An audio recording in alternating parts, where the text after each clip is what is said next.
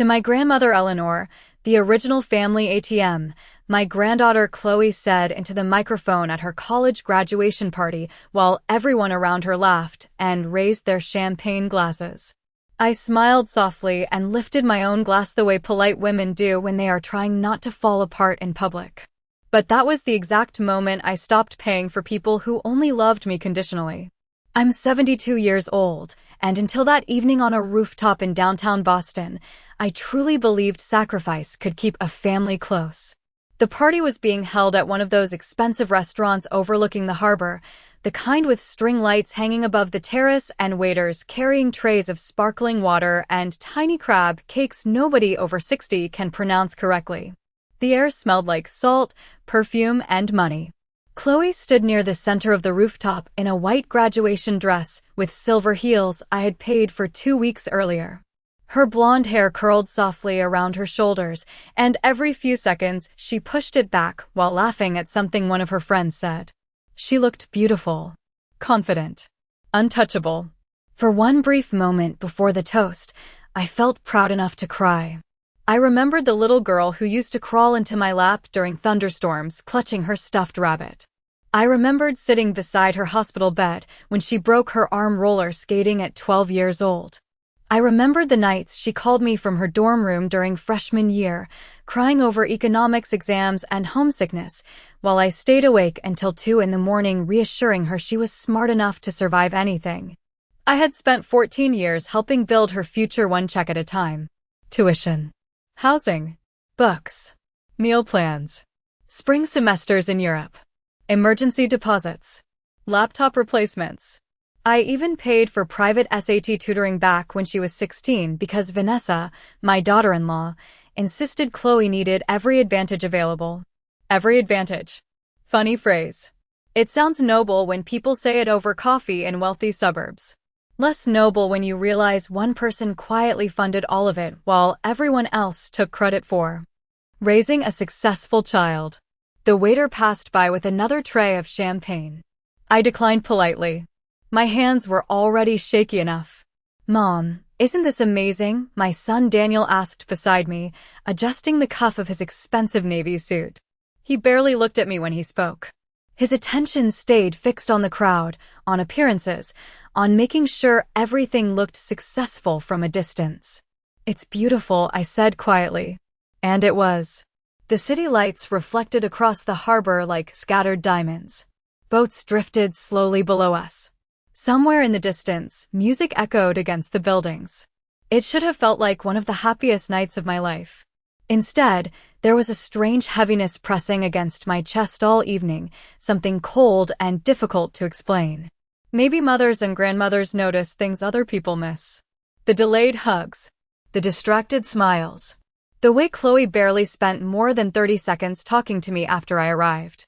Vanessa floated through the party greeting guests in a cream-colored designer dress, introducing herself to everyone as though she personally carried Chloe through law school applications and final exams. "Eleanor has always loved helping," she told a couple standing nearby. Honestly, Chloe's lucky her grandmother enjoys spoiling her so much. Spoiling. That word sat strangely in my stomach. I thought about the retirement account I'd quietly emptied 3 years ago when tuition increased again. I thought about canceling the kitchen renovation my late husband Howard and I had planned before he passed away. I thought about tutoring elementary school students 3 evenings a week after retirement because I refused to let Chloe graduate with crushing student debt. But I smiled anyway. Women my age become experts at smiling through disappointment. Then came the toast. Chloe climbed onto the small platform near the bar, tapping her champagne glass with a polished fingernail until everyone turned toward her. The wind lifted her hair slightly as she laughed. "Thank you all for coming tonight," she said brightly. "I honestly couldn't have survived college without my family." People applauded. Vanessa pressed a hand dramatically against her chest. Daniel grinned proudly. Chloe looked around the rooftop before her eyes landed on me. "And of course," she added with a playful laugh, "special thanks to my grandma Eleanor, the original family ATM." The crowd burst into laughter. Real laughter. Loud enough that nearby tables turned to look. Someone near the back even clapped. Chloe laughed too, covering her mouth slightly like she'd just delivered the funniest joke of the night. I felt something inside me go very still. Not broken. Still. That was the strange part. I wasn't angry at first. I was embarrassed. Embarrassed that I had spent so many years believing love and usefulness were the same thing. I lowered my eyes toward the champagne glass in my hand and noticed my fingers trembling against the stem. So I tightened my grip until they stopped. Nobody noticed. Nobody ever notices older women becoming quiet. Vanessa leaned toward one of the guests beside her and said loudly enough for me to hear, "Well, at least Chloe knows who to call when tuition bills arrive." More laughter followed. Daniel gave an uncomfortable smile, but said nothing. That hurt more than the joke itself.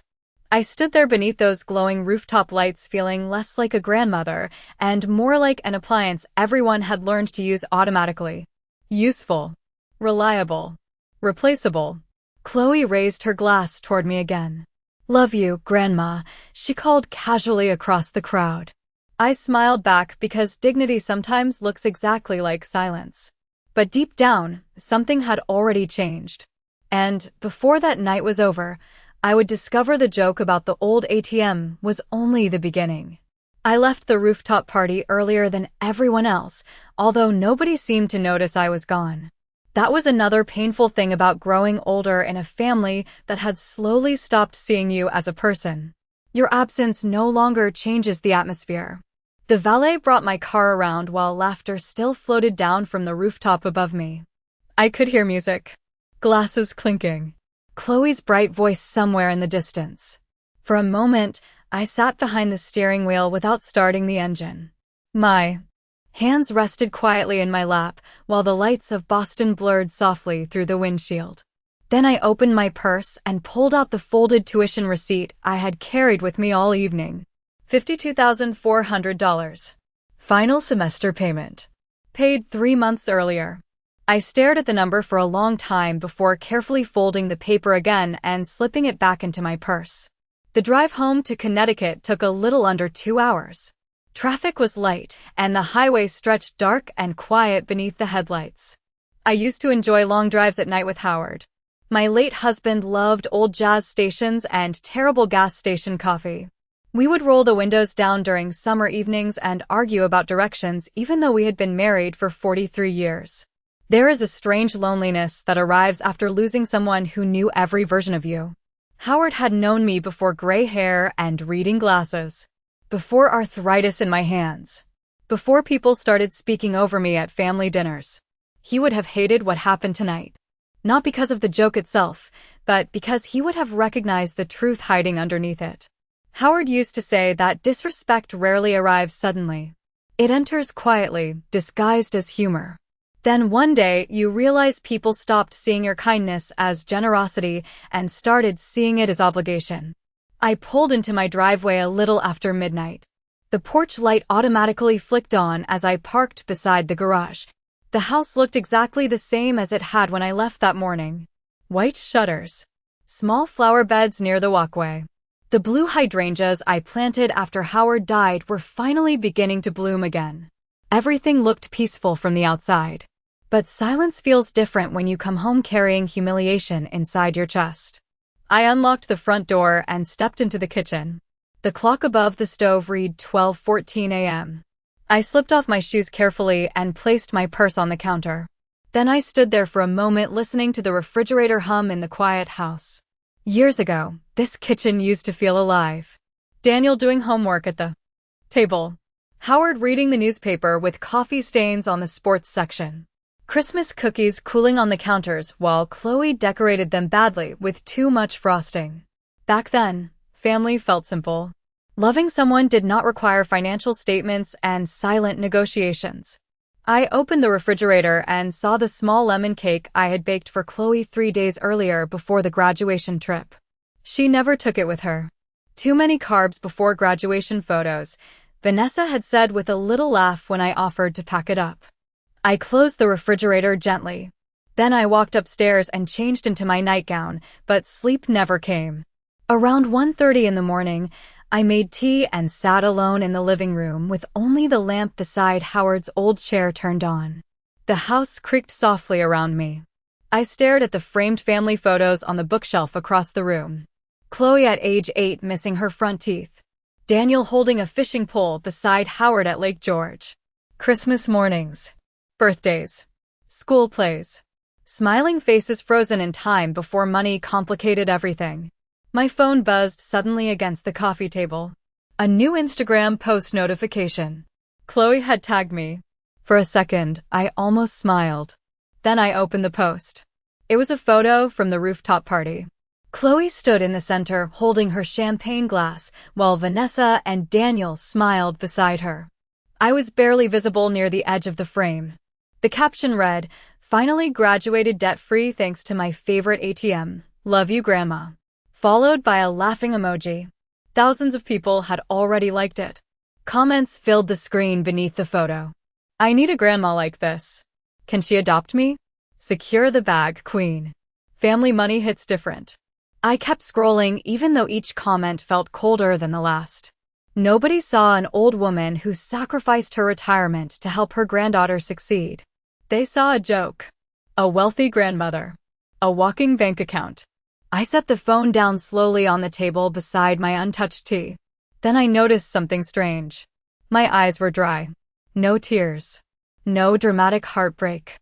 Just exhaustion. Deep, heavy exhaustion. I leaned back into the couch and looked toward Howard's empty chair across the room. "I think I failed somewhere," I whispered softly into the silence. The words sounded small in the dark house. But deep down, another thought had already started forming quietly beneath the hurt. For the first time in years, I began wondering what would happen if I stopped paying for everyone's comfort. And somehow, that thought scared me less than being laughed at by the people I loved. The next morning, I woke up before sunrise the way older people often do when something heavy settles into their thoughts. The house was still dark, and for a few quiet seconds, I forgot about the graduation party entirely. Then I saw my phone charging on the nightstand and remembered everything at once. Chloe's laugh. Vanessa smiling into her wine glass. The words family ATM floating across that rooftop while strangers laughed at me. I sat up slowly and rubbed my hands together against the morning chill.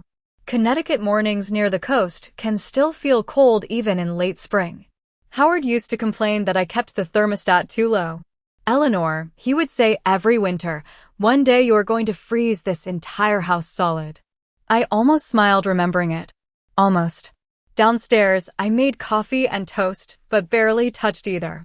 The Instagram post had gained thousands more likes overnight. Chloe had even reposted several comments from her friends joking about adopting rich grandparents. Every time I looked at the screen, I felt less angry and more strangely invisible. As though years of sacrifice had somehow erased me instead of bringing me closer to my family. Around 8 in the morning, my phone rang. "Vanessa." I stared at the screen for 3 full rings before answering. "Good morning," I said calmly. "Eleanor," Vanessa chirped brightly, her voice already polished and energetic. "Was last night amazing or what?" "Chloe is still on cloud 9. I said nothing for a moment. I could hear dishes clinking softly in the background on her end. Probably room service from the hotel. "I saw the Instagram post," I said finally. "Oh my goodness, people are loving it," she laughed. "That ATM joke is blowing up. Chloe says even some law school accounts reposted it." Again, that little laugh.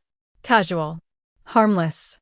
The kind people use when they do not realize they are standing directly on someone else's dignity. "Did you think it was funny?"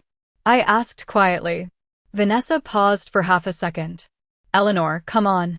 It was obviously a joke. Young people say things differently now.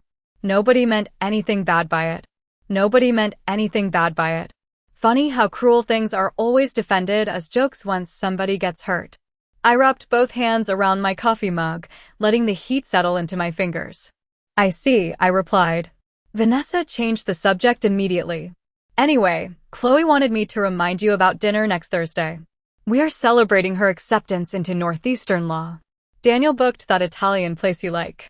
Law school. Another 3 years. Another mountain of tuition bills already waiting quietly around the corner. That sounds nice, I said. Perfect, Vanessa replied brightly. And Eleanor, seriously, do not overthink social media stuff. Chloe adores you. Adoration. Such an interesting word. People who adore you usually notice when your smile disappears. After the call ended, I carried my coffee into Howard's old office near the back of the house. I had not changed much in there since he passed away 6 years earlier.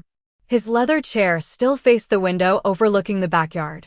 His framed Yankees ticket stub from 1981 still hung crooked above the bookshelf. Sometimes I sat in that room just to remember what it felt like to be fully respected by someone. I opened the bottom drawer of the desk and pulled out a thick blue folder labeled Family Expenses. Inside were 14 years of records. Tuition invoices. Housing deposits. Emergency wire transfers. Car insurance payments. Medical bills. Plane tickets. Every single thing I had quietly covered over the years sat neatly organized in my own handwriting.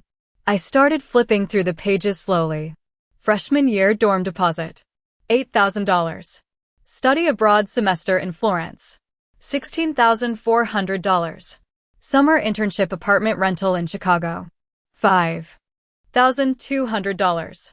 New laptop after Chloe spilled coffee on the first one. $2,300.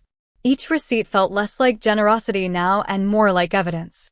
Evidence that somewhere along the way, financial help stopped being appreciated and became expected. My eyes landed on a yellow sticky note attached to one of the folders in Howard's handwriting from years ago. Be careful not to raise dependency disguised as love. I stared at the note for a very long time. Howard had noticed it before I did. Of course he had. He always saw people clearly. Even when I refused to. Suddenly another memory surfaced. 3 years earlier at Thanksgiving, Chloe joking with her friends in the kitchen while I washed dishes nearby. Grandma always says yes eventually. Everyone laughed then too. At the time, I brushed it aside. Then there was Vanessa casually telling people at Christmas, Eleanor enjoys helping more than spending money on herself anyway. Tiny comments. Tiny cuts. One by one. I closed the folder slowly and leaned back in the chair. Outside the office window, rain had started falling lightly across the backyard. The hydrangeas bent gently beneath the wind.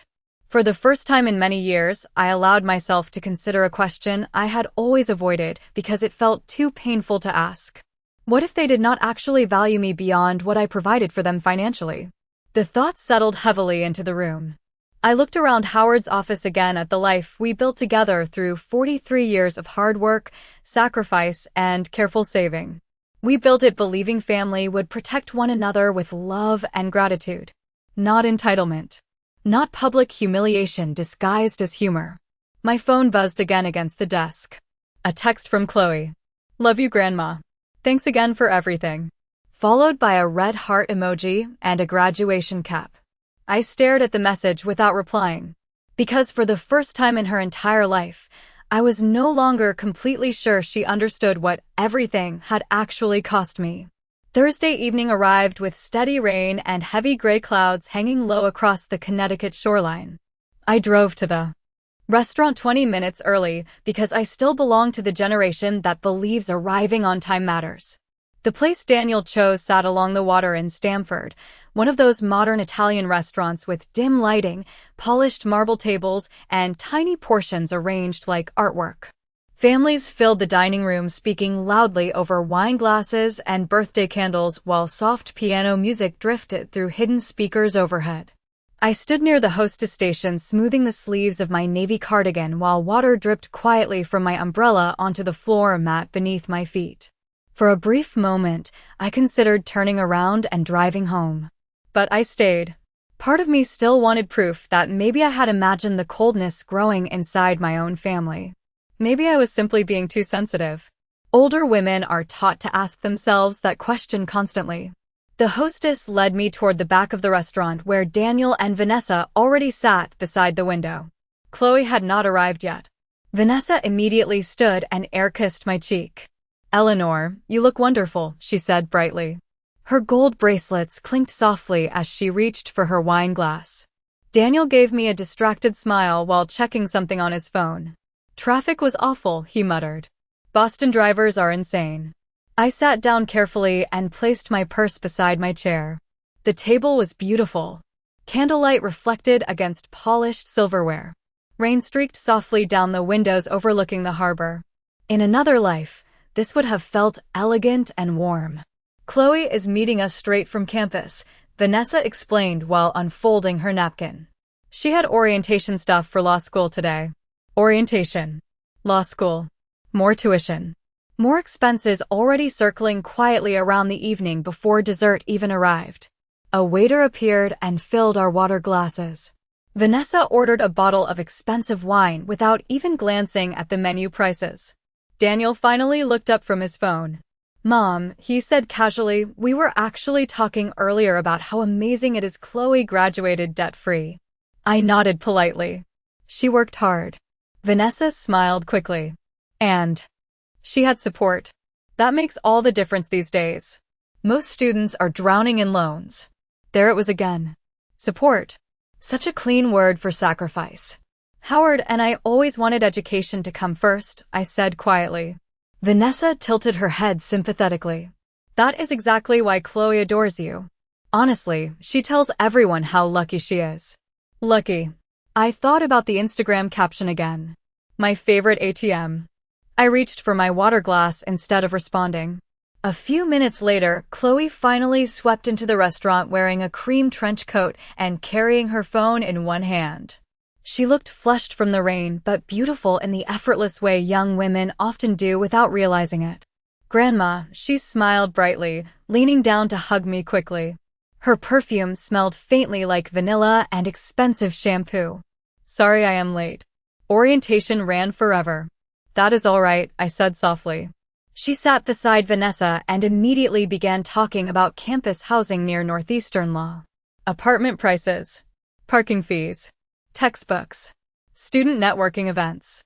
The conversation moved quickly around the table while I listened quietly. Then Chloe laughed suddenly and said, honestly, Boston rent is criminal. I told Mom I might need to live off ramen noodles for 3 years. Vanessa waved her hand dismissively. Please. We will figure something out. Then both of them looked at me for half a second. Just half a second. But long enough. I noticed it immediately. Daniel noticed it too, because he cleared his throat awkwardly and reached for his wine.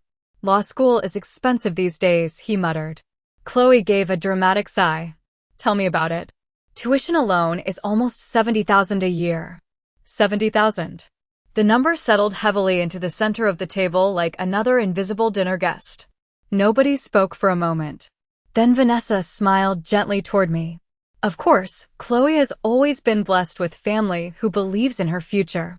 There are moments in life when silence becomes louder than words. I sat very still looking down at the candle flickering softly beside the bread basket. For years, I would have answered immediately. Of course I will help. We will make it work. Family takes care of each other. But something inside me no longer moved automatically the way it used to. Well, I said finally, folding my napkin carefully into my lap, law school is certainly a major commitment. Chloe blinked slightly, almost surprised by my neutral tone. Vanessa leaned forward with the same polished smile she used at charity events and country club luncheons. Eleanor, you know Chloe would never have made it this far without you. I looked directly at her for the first time that evening. Perhaps that is part of the problem, I replied quietly. The table went still. Not dramatic. Not explosive. Just still. Even the waiter approaching with appetizers hesitated slightly before setting the plates down. Chloe gave a small nervous laugh. Grandma, are you still upset about the ATM joke? Come on, everybody thought it was funny. Everybody. Such a dangerous word. I looked at my granddaughter across the candlelight and suddenly saw something painful beneath her beauty and confidence. She genuinely did not understand why I felt hurt. That realization wounded me more deeply than the joke itself. Humor is interesting, I said calmly. Sometimes people laugh because something is funny.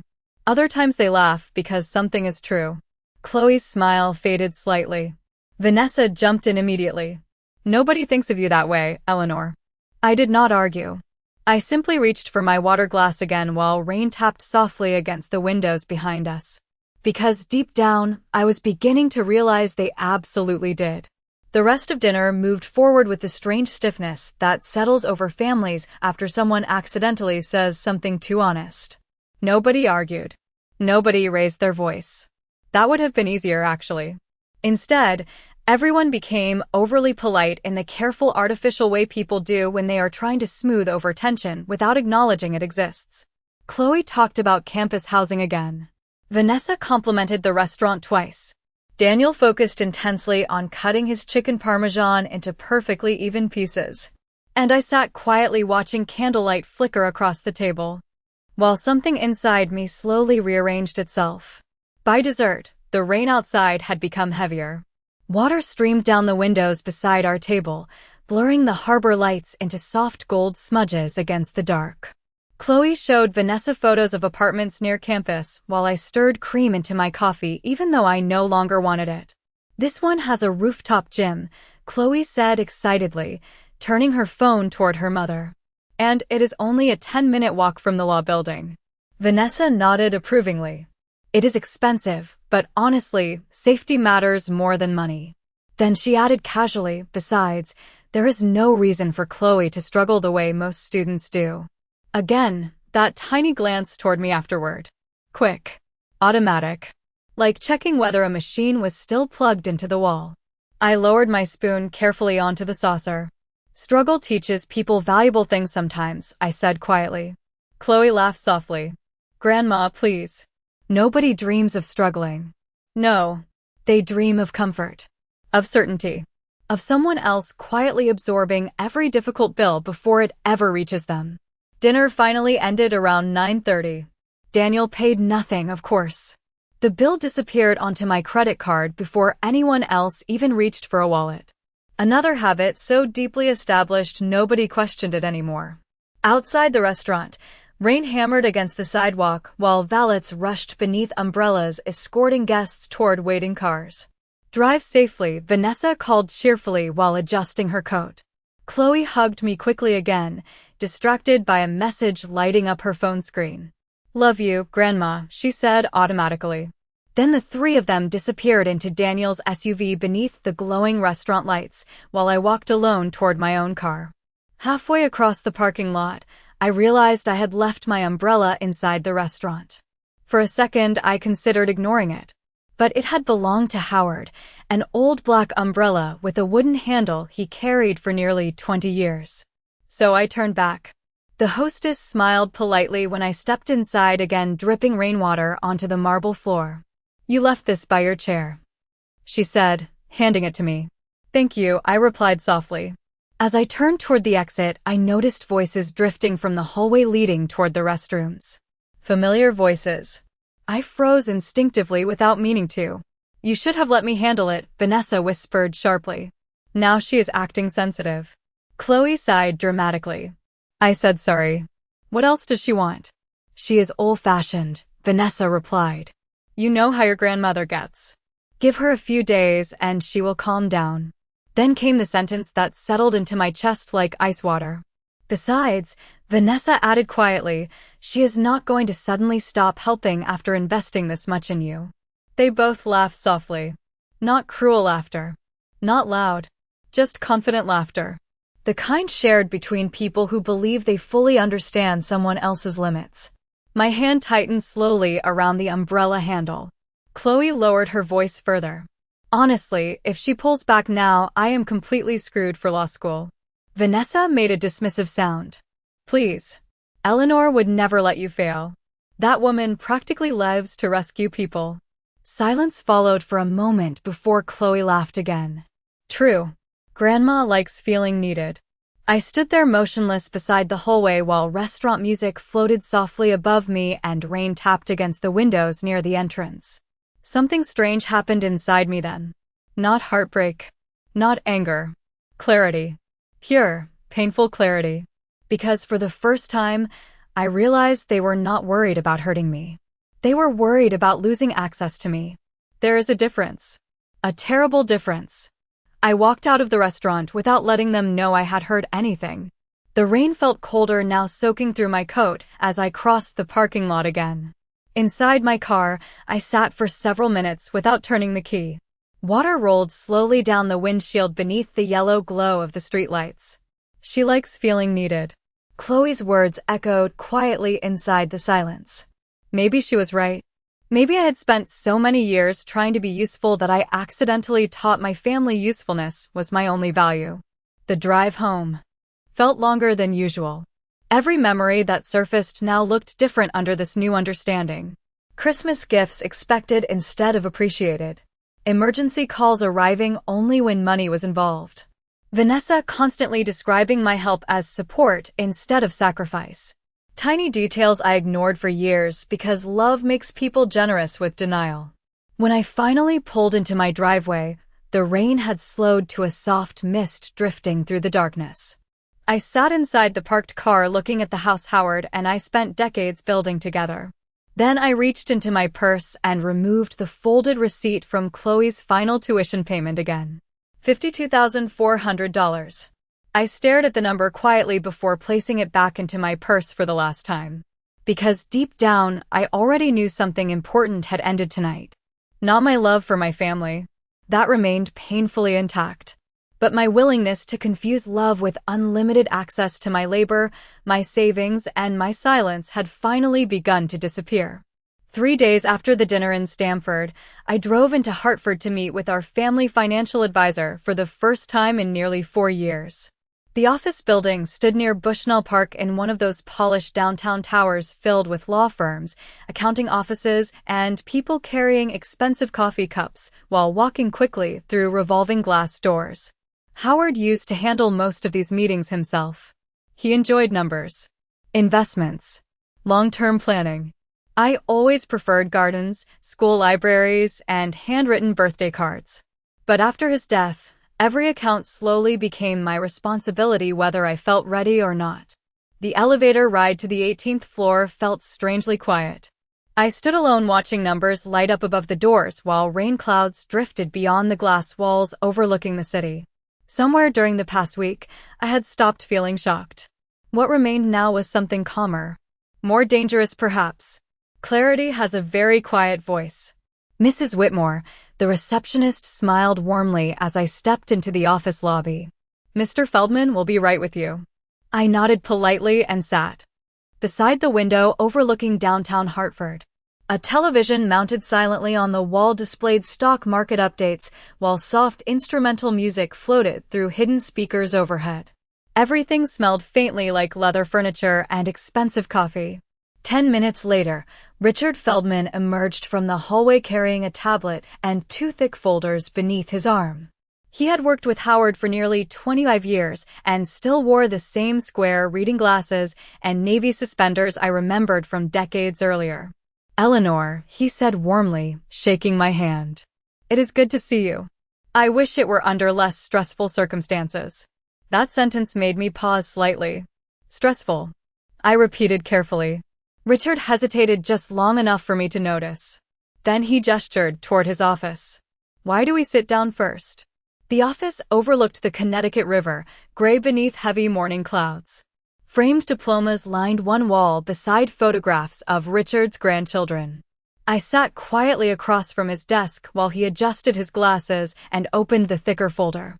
"I received several calls recently from Vanessa," he began carefully. My stomach tightened slightly. "Calls about what?" Richard folded his hands together. "Future estate planning. Trust distribution structures. Educational disbursements connected to Chloe's law school expenses." I stared at him without speaking. Richard continued gently. "Apparently there was some assumption your existing educational support would continue through graduate school." Assumption. Such a polite word for expectation. "I never agreed to that," I said quietly. "I understand," Richard replied. "That is partly why I was concerned." He slid a packet of documents across the desk toward me. "Vanessa requested preliminary projections last month regarding liquid assets tied to your retirement holdings and the Whitmore Family Trust." My fingers rested motionless against the edge of the papers. "Last month?" Richard nodded. "She mentioned plans involving Chloe's tuition, apartment expenses in Boston, and eventually assistance toward a property investment after graduation." Property investment. I looked down slowly at the documents in front of me. Estimated annual law school costs. Luxury apartment projections. Living expense estimates. Down payment calculations for future real estate purchases. Everything laid out neatly in columns and percentages, as though my savings already belonged to them. As though the rest of my life had quietly been budgeted on my behalf, without anyone bothering to ask permission first. There is more, Richard added gently. He opened another folder and removed handwritten notes from a prior meeting. Vanessa specifically mentioned that because you live modestly and own your home outright, your unused retirement funds could easily support Chloe's professional transition into adulthood. Unused retirement funds. I almost laughed hearing those words. The retirement funds Howard and I spent 43 years building together through mortgage payments, skipped vacations, overtime hours, and careful budgeting. The funds I nearly depleted helping Chloe graduate debt-free. And used. Richard studied my face carefully. Eleanor, he said quietly, I need to ask directly. Are these plans actually something you want? The room fell silent except for distant rain tapping softly against the office windows. For years, I would have answered automatically. Of course. Family comes first. Howard and I always believed in helping our children succeed. But now another memory surfaced clearly inside my mind. Chloe laughing in that restaurant hallway. Grandma likes feeling needed. I looked down at my hands resting calmly in my lap. Older hands now. Veins visible beneath pale skin. Hands that packed school lunches, graded elementary school papers late into the night, balanced family budgets, signed tuition checks, and quietly held everyone together for decades without asking for applause. No, I said finally. The word came out softer than I expected. But steady. Richard nodded slowly, almost as though he had anticipated the answer. Then I believe we should restructure several things immediately. He turned the folder toward me and began explaining options. Educational trusts. Estate revisions. Charitable scholarship foundations. Tax implications. I listened carefully while rain continued falling beyond the windows overlooking Hartford. By the end of the meeting, several decisions had already been made. Automatic educational disbursements would stop immediately. The remaining graduate school reserve account would be dissolved. A large portion of the Whitmore Trust would instead establish a scholarship fund for first-generation college students in Connecticut public schools. Students whose families could not casually joke about private tuition because every dollar mattered. Richard handed me the revised paperwork near noon. Howard would approve of this, he said quietly. I looked down at the documents for a long moment before signing my name carefully at the bottom of each page. Eleanor Whitmore. The same signature I had used for tuition checks, emergency transfers, rent assistance, and endless invisible sacrifices over the years. But somehow this signature felt different. Not angry. Not vindictive. Simply awake. As I left the office building later that afternoon, the rain had finally stopped. Weak sunlight broke through the clouds above Hartford, reflecting softly against the wet sidewalks below. I stood outside for a moment breathing in the cool air while people hurried past carrying umbrellas and briefcases. Then I reached into my purse, silenced my phone without checking the missed calls from Vanessa, and walked calmly toward my car feeling lighter than I had in years. The first phone call came 4 days later at exactly 7:12 on a Monday morning while I was watering the hydrangeas near the front porch. Connecticut summers arrive slowly near the coast, and the early air still carried a coolness that reminded me of school mornings from decades ago when I used to leave for work before sunrise with coffee in a travel mug and spelling tests stacked beside me on the passenger seat. My phone buzzed inside the pocket of my cardigan while water streamed softly across the flower beds. Chloe's name lit up the screen. I let it ring twice before answering. "Good morning," I said calmly. Silence greeted me for half a second. Then Chloe's voice arrived sharp and breathless in a way I had never heard before. "Grandma, something is wrong with my tuition account." I turned off the garden hose slowly. Water dripped from the metal nozzle onto the grass beside my shoes. "What do you mean?" I asked quietly. Northeastern sent me an email saying the graduate funding transfer was canceled.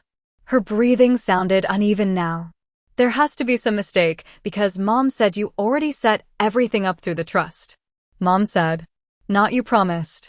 Not can we talk. Mom said. I looked out toward the empty street where sunlight was beginning to spill across the neighboring houses. There is no mistake, I replied. Another silence followed. Longer this time. I do not understand, Chloe said finally, her voice tightening. What happened?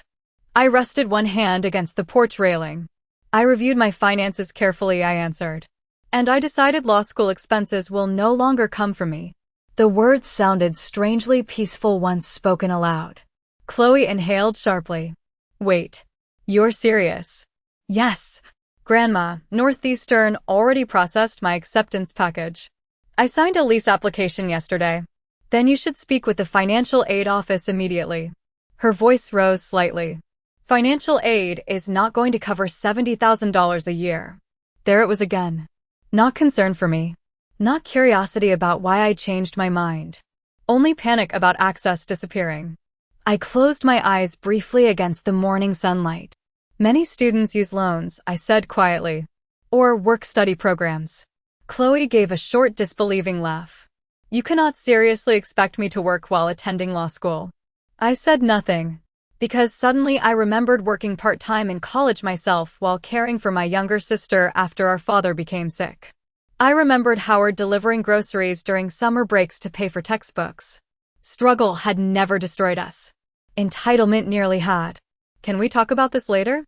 Chloe asked quickly, her tone shifting softer now. Mom is freaking out. I imagine she is, I replied calmly. The call ended 5 minutes later without either of us saying goodbye.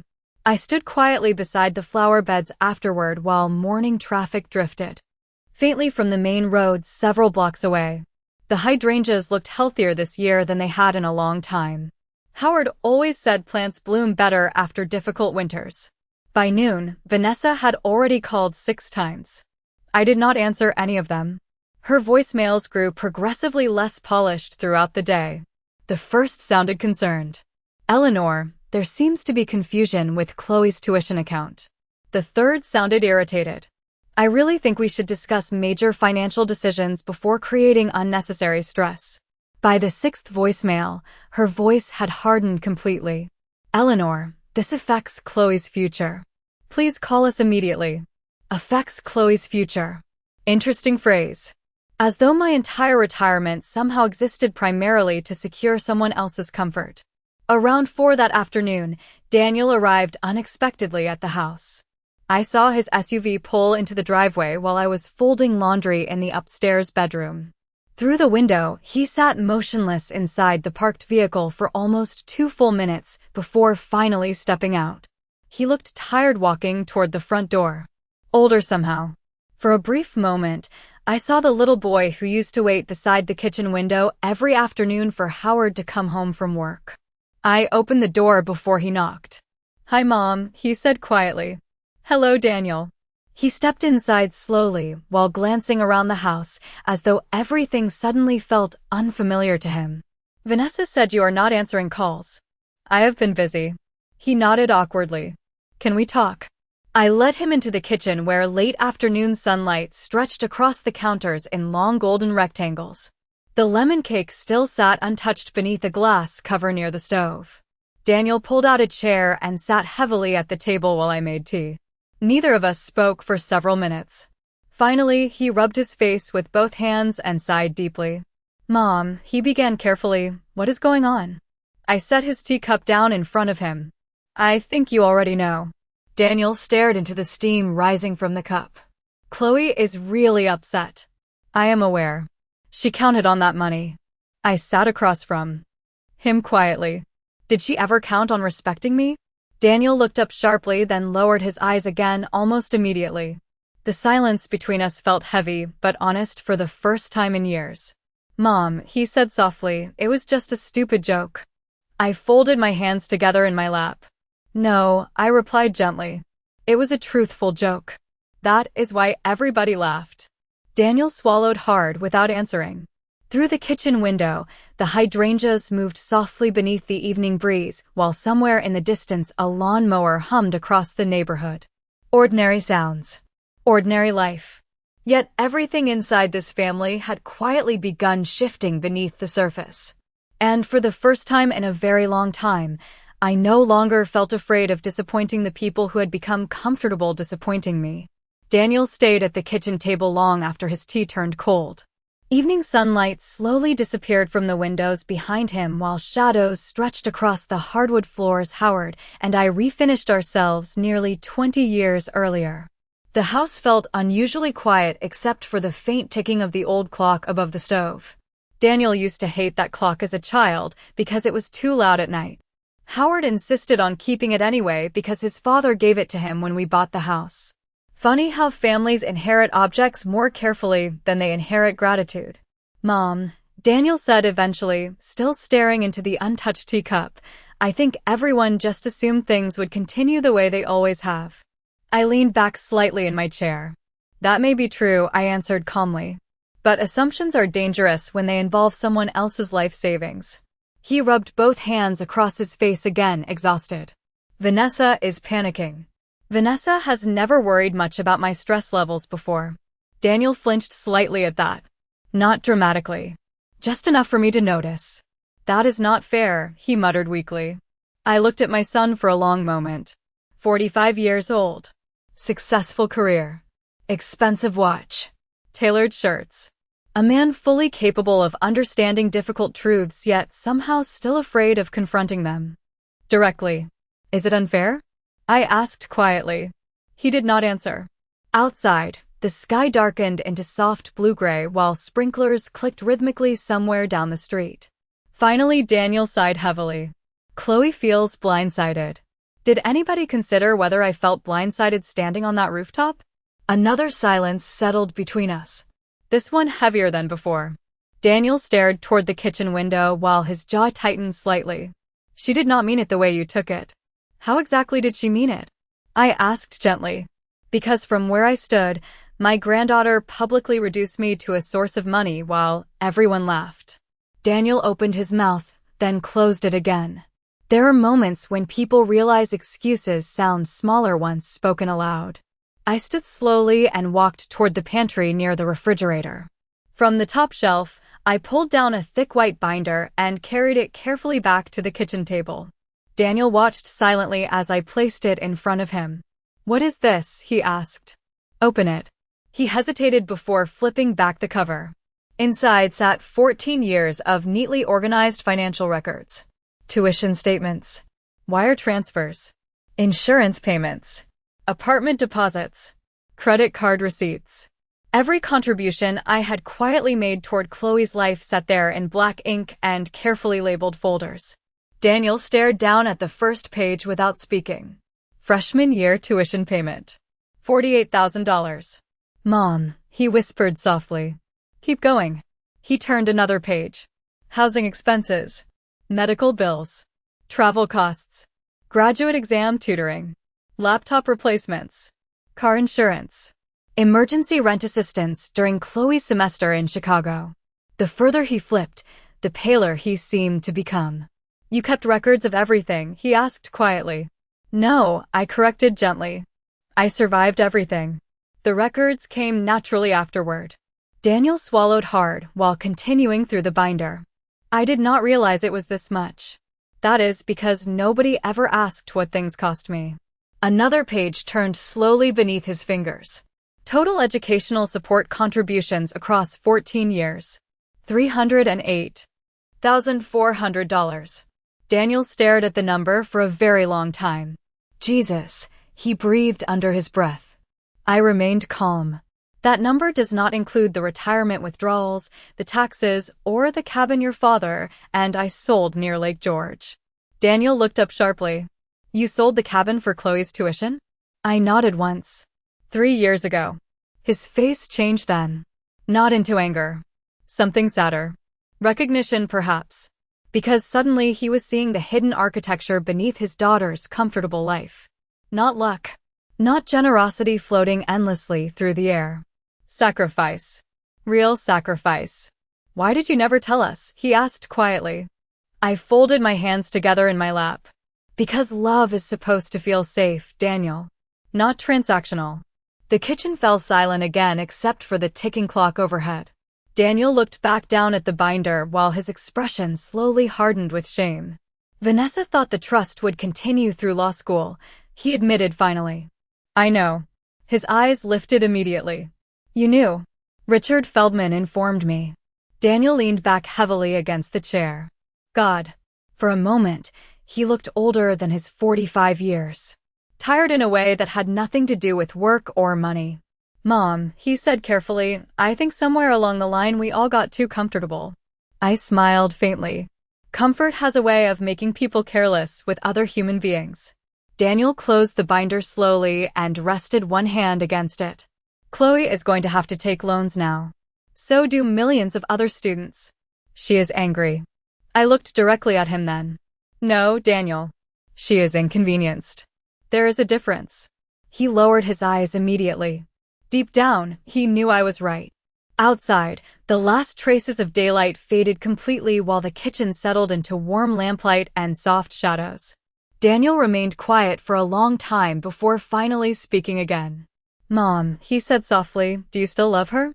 The question surprised me. Not because of the answer. Because it revealed what he truly feared. I looked toward the framed family photo sitting near the stove. Chloe at 12 years old smiling beside me. During a 4th of July picnic, both of us sunburned and laughing into the camera. Of course I do, I answered gently. That is what makes this painful. Daniel nodded slowly while staring down at the binder one last time. Then, almost too quietly to hear, he whispered something I never expected from my son after all these years. I think we stopped seeing you clearly. The old clock continued ticking softly above us, while somewhere beyond the dark kitchen windows summer insects hummed beneath the night air. And for the first time since that rooftop party in Boston, someone in my family had finally spoken a truth without laughing afterward. 2 months later, I stood beneath bright October sunlight outside the auditorium of a public high school in New Haven while dozens of folding chairs filled slowly with nervous students and proud parents. A cool breeze carried the smell of fallen leaves across the campus lawn, and somewhere nearby a marching band practiced unevenly for a football game later that evening. The banner hanging above the auditorium entrance read the Howard and Eleanor Whitmore Scholarship Foundation. Seeing our names together there made my chest ache in the gentlest way. Not grief exactly. More like recognition that some forms of love survive long after people leave this world. Inside the auditorium, students whispered excitedly while guidance counselors organized paperwork near the stage. Many of the teenagers wore inexpensive clothes carefully pressed for the occasion.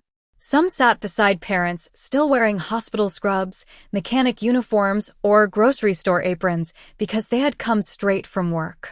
Nobody here looked entitled. Nobody joked about money. A young girl near the front row clutched her acceptance letter so tightly the edges had started to bend. I watched her smooth it carefully against her knee every few minutes as though she still could not believe it was real. Richard Feldman stood beside me near the back of the room adjusting his tie. Howard would have loved this, he said quietly. I nodded once because speaking suddenly felt difficult. The Scholarship Foundation had officially launched 3 weeks earlier. Full tuition. Assistance for first-generation Connecticut college students with financial need. The remaining trust money that once sat waiting quietly for Chloe's law school apartment and future property investments now belonged to students whose families viewed education as opportunity rather than entitlement. It was not revenge. That is the important thing people misunderstand. Revenge is loud and emotional. This felt calm. Necessary. Correct. My phone buzzed softly inside my purse while the principal began speaking at the podium. I already knew who it would be before checking the screen. Chloe. We had spoken only twice during the past 2 months. Short conversations. Careful conversations. She started law school using federal loans, part-time campus work, and a smaller apartment shared with 2 other students near Boston. Vanessa had not called me once since the trust restructuring became final. Daniel visited occasionally now, usually bringing coffee and awkward guilt along with him. Some relationships survive difficult truths. Others retreat from them. Chloe's text message was short. I saw the scholarship announcement online. I stared at the words briefly before locking my phone again without responding immediately. On stage, the first scholarship recipient approached the microphone nervously. She looked about 18 with dark curly hair pulled into a simple ponytail and trembling hands clutching handwritten note cards. "My name is Isabel Martinez," she began softly. "And next fall I will be attending Yale." The audience erupted into applause while tears immediately filled her mother's eyes in the second row. Isabel smiled shakily before continuing. "My father fixes roofs and my mother cleans offices at night.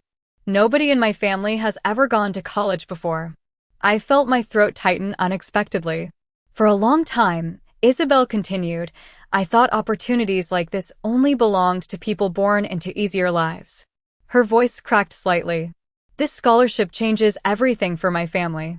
Around me, people quietly wiped tears from their faces. Real gratitude has a completely different atmosphere than expectation. You can feel it in the room. After the ceremony ended, students and families gathered near the stage taking photographs beside the scholarship banner. Isabel approached me shyly while holding the acceptance folder against her chest. "Mrs. Whitmore," she asked softly. "Thank you."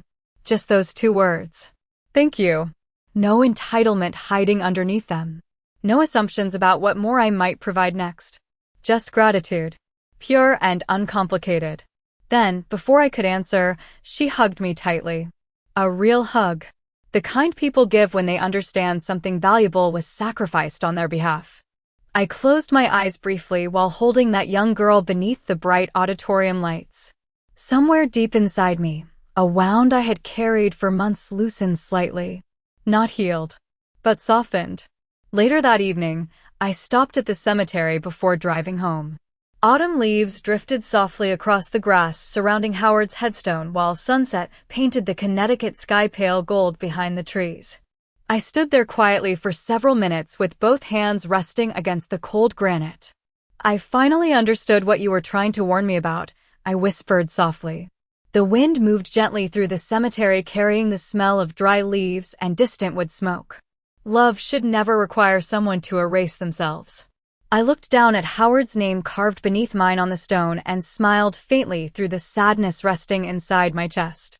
Because after months of humiliation, painful clarity, and difficult decisions, one truth remained stronger than all the others. I had not stopped loving my family. I had simply stopped financing their inability to value me properly. As darkness slowly settled across the cemetery, my phone buzzed one final time inside my coat pocket. Another message from Chloe. "I think I finally understand why you were hurt." I stared at the screen for a long moment beneath the fading evening light. Then I typed back 4 simple words before slipping the phone into my purse again. "That matters more than money." And for the first time in many years, I walked away feeling like something inside me finally belonged to myself again.